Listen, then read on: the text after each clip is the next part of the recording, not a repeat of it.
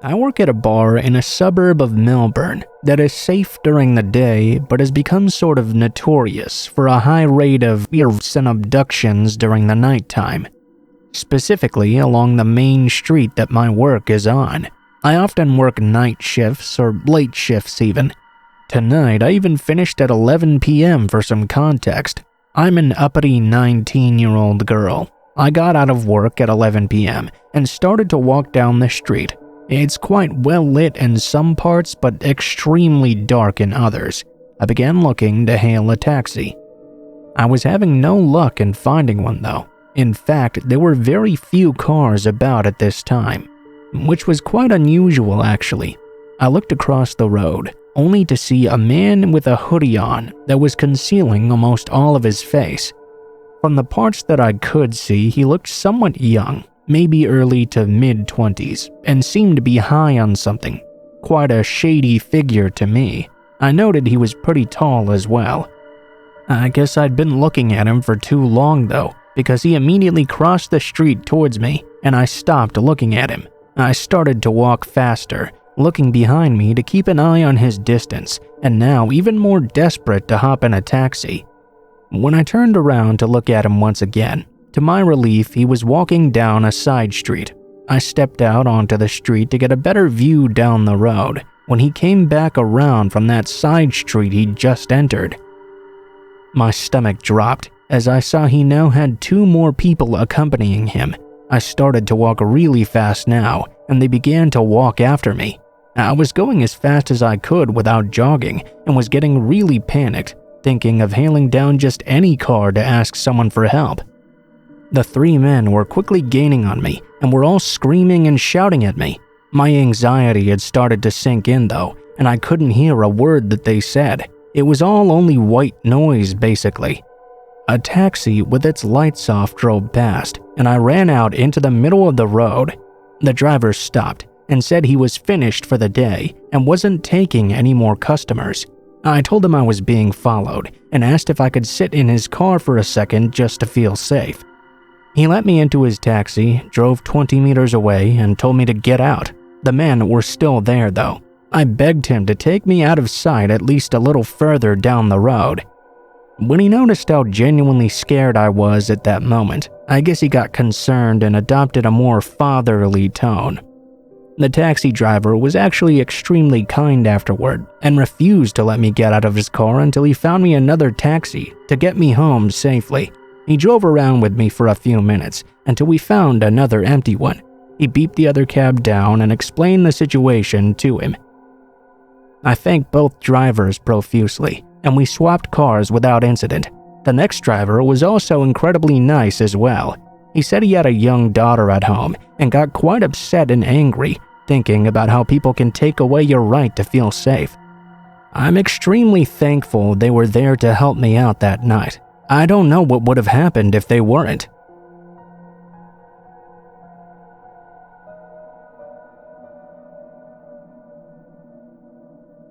This incident happened not all that long ago actually. I'm a 19-year-old female, and I obviously enjoy a night out with my friends. This particular night, a girlfriend and I had headed down to our local club/pub. We were dancing, drinking, and having a great time when I noticed it was around 2 a.m. or so. It was coming up on the closing time of 3 a.m. I noted we should probably think about heading out soon. If we waited until it actually closed, the wait for a taxi would be quite long, as everyone else would be looking for one as well. I let my friend in on my plans, and she insisted she wanted to stay. She then walked me out the front while I waited for a taxi. As we got to the top of the stairs, she saw me off at the door and headed back inside. I said goodbye to the bouncers, as I said it was a local place, and started walking over to the next taxi in the line. As I approached the taxi, I heard my friend call to me from behind. She still had my bank cards and money on her. Luckily, I walked back to the door to get them off of her, then said goodbye again. This time, as I turned to leave though, the bouncer stopped me. "Hey, you may want to take this second taxi in the line." Upon me questioning him, he didn't seem to have a reason behind this sudden advice and just insisted I trust him. I'm from Australia, and taxis usually wait in these lines. You have to take the next taxi as part of fairness. I explained to the bouncer that not only will taxi driver number 1 not be happy, but taxi number 2 may not even take my fare for this reason. Annoying, I know. Me being 19 and naive, I thought to myself, I only live around the corner. I have my phone as well. What's the worst that could happen, right? Well, obviously that was wrong. I took the first taxi in the line as I initially meant to. There were no immediate alarm bells. The man didn't seem any different than any other taxi driver. Not exactly polite, nor rude either. Just a normal guy.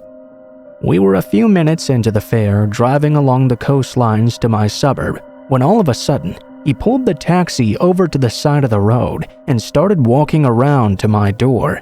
At this point, I was extremely confused as to what was going on. First, I thought maybe there was a flat tire or something, until he opened my door. I asked him what he was doing, and he replied to me, "We're going to the beach now." Alarm bells and red flags went off left, right, and center. I grabbed my phone and dialed 000 right away. I told him I was calling the police. I immediately saw him start to panic. He yelled at me not to be so silly and said he just wanted to spend some quality time with me. He reached for my arm and grabbed me to try to pull me out of the car. I pushed him away though, grabbed the door and slammed it closed. I waited to be connected. I've read quite a lot about people who are polite to creepers in these situations, but I was anything but at this point. I was soon connected with someone from emergency who asked me what my emergency was. I said I needed assistance right now and gave her the area where we were. She then proceeded to tell me I needed to call the police assistance line if it wasn't a true emergency. "Well, it's about to be if you don't get someone down here right now." She assured me a car was on the way and to get out of the car by myself. We were only a minute or two down the road from where we departed. Usually, there were at least 3 or 4 squad cars situated there, preparing for the end-of-night antics. Because of this, I knew I could have assistance in no time. While this was happening, the man was walking back to his driver's side, attempting to get back in. I don't know what he would have done if he'd gotten in with me in the car still, kicked me out or what, but I jumped out of the car as he got in, and he sped off without looking back. I kicked myself for not getting his taxi ID, which is something I'd usually do. I kicked myself even more for not just listening to the bouncer, who I see now obviously had a good reason for me to not get in this car. I rang my friend and asked her to stay on the phone with me. I told her I was still outside waiting for the taxi and had gotten bored. She offered to come and wait, but I insisted I was fine. Once the police came, they took me home and asked me what happened. They took a statement from me as well, but there wasn't much they could do, as I hadn't gotten any information on the taxi. The most I could provide was the driver's appearance and the company he worked for. I didn't tell anyone about the situation except for my then friend, who's now my boyfriend. He was shaken up by this. I hate thinking about what might have happened that night, and how lucky I am that it didn't. About 2 months on, my boyfriend, his housemate, and my sister arranged a cab to pick us up at my boyfriend's place and take us to the same venue this initially happened at. Guess which driver showed up? Yeah, that very same guy. I didn't say anything at the time to anyone because I knew it wouldn't have turned out well in the moment, but this time I made sure to get his ID and plate number and reported it to the police the very next day. Apparently, this wasn't even the first time he'd done something like this. It was the furthest he'd ever gotten, though. Most of the other complaints were similar. From what I know, the police made contact with the taxi company and informed them of the situation. I think he might have been let go after, but I'm not sure. I've definitely learned a lesson from this, though.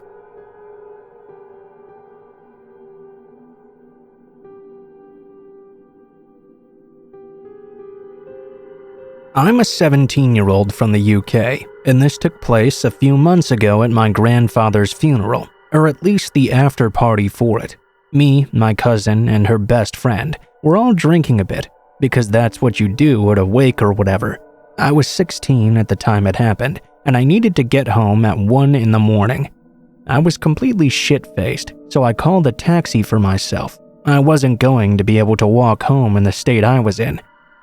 After 10 minutes, the taxi arrived. I quickly finished my drink, said goodbye to everyone there, and got in the taxi waiting outside. The taxi driver was a pretty ordinary-looking Pakistani or Indian-seeming guy with dark hair and some thick glasses. I paid to go home, which cost something along the lines of £40, 50 maybe. I never said a word to him beside my destination. On the way, he asked a bunch of questions. My age, why I was out drinking so late, and why I was going home alone. I told him I was 18. I don't know why I did. Maybe I just wanted to feel older or not get in trouble or something. I said I was on the way back from a funeral and wanted to dull the pain. I didn't answer the last question he asked me though, if anyone was at home to open the door for me or see me to bed safely. At the time, I was just thinking the man was a good Samaritan, wanting to make sure I was safe. I just said that everyone at home was likely asleep, but it didn't really matter. I was often a rebel and came in late anyway, and they all knew that. In retrospect, I probably should have just said there was someone at home waiting for me to return. About halfway through the journey, the driver drove right past the turn he was meant to take. I pointed this out to him, and he just said his way was much quicker and he didn't want to waste my time getting home. Wrong turn after wrong turn passed, and he used the same excuse every time. This way is much quicker, come on, don't worry about it. Then though, he turned down an alley near a closed down theater and a car dealership, which was also closed down. I told him he must be confused, because this was nowhere near my house. The car slowly came to a stop, and I became even more confused. I asked him what was wrong. He wrapped his arm around me and told me he couldn't focus on the road because of how distracting I was. He leaned into a kiss, but I blocked him with my hand and asked him what the hell he was doing. Keeping one hand on my shoulder, he grabbed my leg. This is when I started getting serious creeper vibes. He then unzipped his trousers and presented himself to me. I went from thinking he was just a regular guy who'd been receiving mixed signals or something to a full-blown rapist in seconds. He began to try and feel me up. I honestly had no idea what to do in this situation. Should I do what he wanted or try to escape? What if I didn't? He might try to kill me or something. I made a snap judgment and went along with it. I pretended everything was totally fine. I started to feel him up too. Luckily, before it could get anywhere else, he got a call. He told me he needed to answer it, and we had to do this some other time. I said okay, and he dropped me off at home. I haven't told anyone, and don't plan on doing so. I haven't called a single taxi since.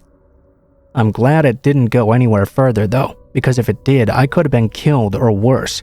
Whoever was on the other side of that phone call, I really owed them my life.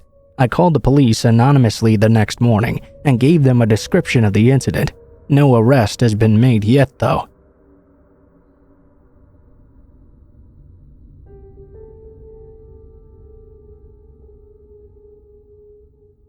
My husband and I were stopping over in New York before heading to our temporary home of Poland. We had been living there for about a year or so and are originally from Australia. We'd spent the past year traveling throughout some of the more shady parts of Europe, so we thought we were generally prepared for any weird incidents that might occur. We were tired as we walked through JFK, ignoring everyone who wanted us to take their special taxi or whatever. We went outside and waited in the line with all the other irritated travelers.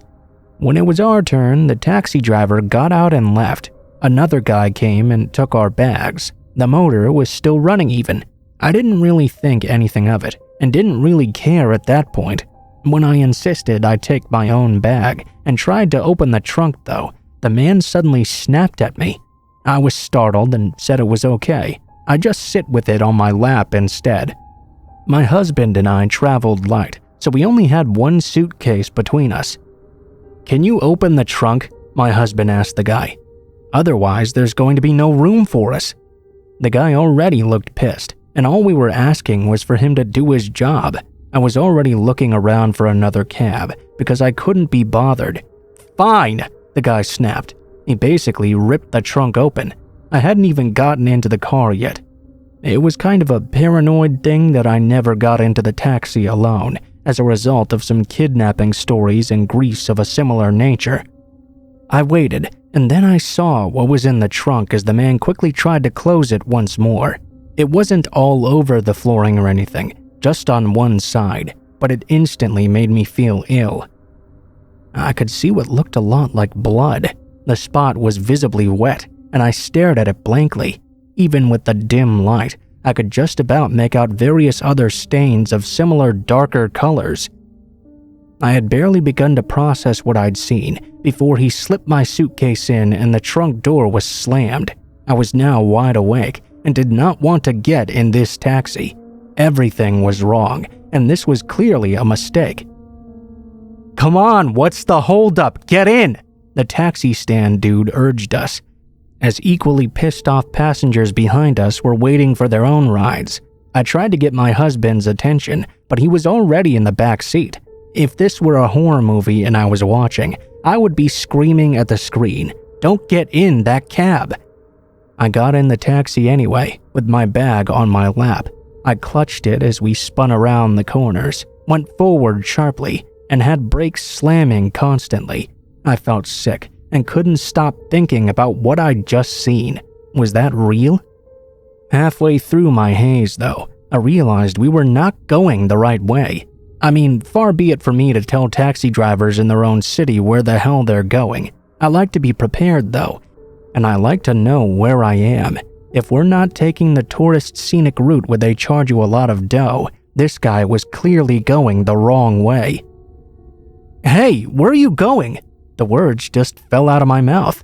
The man didn't say anything, though. He didn't flinch, didn't move, didn't even respond. "What?" My husband asked me if we were really going the wrong way. I shouted that we were. My husband, not one to take shit from anyone, then turned to the man. "Hey man, don't think you can screw with us. We're not paying more than we agreed upon, so stop fucking around and take us where we're going, or I'm gonna call the cops." He had no idea why I was freaking out, though. I didn't care about the extra money. I thought we were just a pawn in whatever this guy's master plan was. We were going to be swimming with the fishes in the Hudson or something. I was going crazy. My mind was wandering. Maybe that actually was blood in the trunk. This guy was going to kill us with his driving either way. Maybe some plans for later in some warehouse with all his serial killer friends or something. The driver immediately slammed on the brakes at a set of lights. "I'm pretty sure this is not a real taxi," I muttered to myself. The cab driver immediately spoke up. "Do you see the sign up there? It's a fucking taxi, you moron," he snapped. "Well then do your job," my husband snapped back at him without a second thought. Perhaps the guy thought this was too much trouble when loudmouth Ozzy Bogan and his crazy wife started snapping at him, because the driver suddenly turned around and we were going the right way to get to the hotel now. I made sure to check the trunk again when we got out, but it was much darker now and I couldn't see anything clearly, except for a lot of shredded rags for some reason, with a deep rust color staining them all.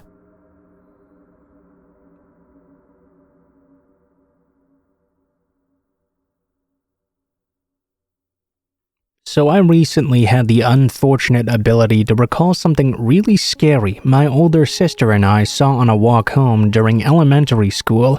She confirmed what I remembered was true, and the more I think about it, the more it scares my now 36-year-old brain.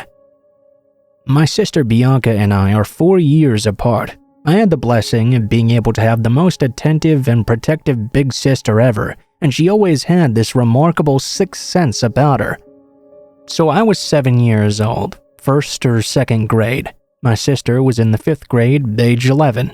We lived in a small town in the South Bay area of California, about 45 minutes south of San Jose.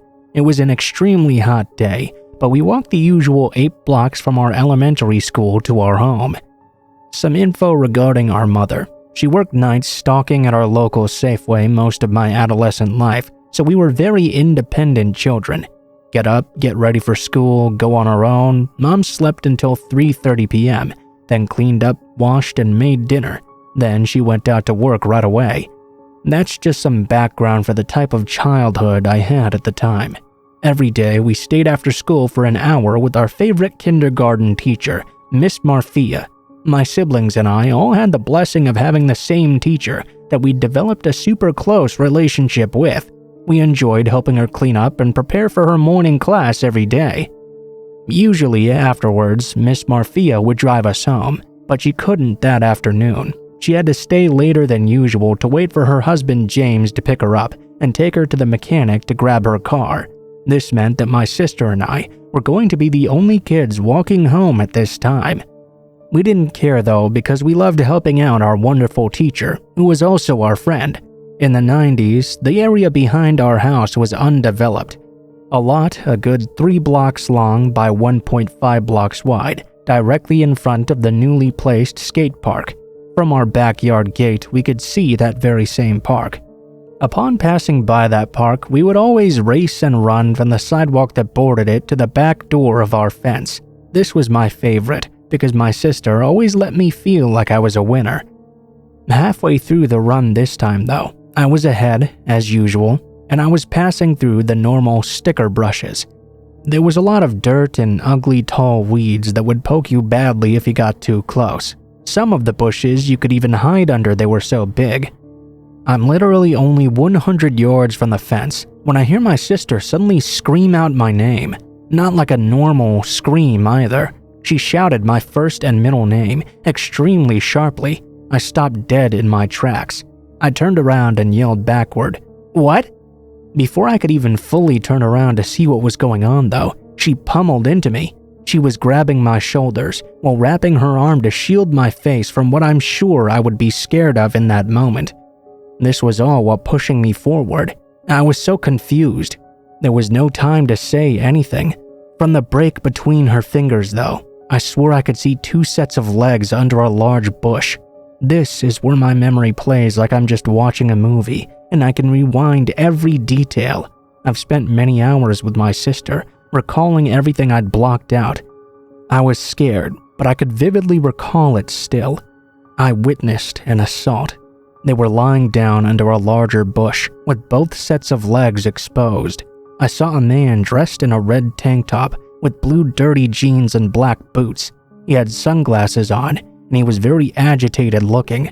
This was because he was choking a young woman. She was probably barely 20, wearing overalls, a white shirt, and white sandals.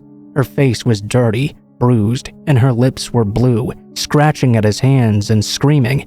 This is all I got to see, obviously more than enough for a child. My sister quickly grabbed me and yanked me an alternative way.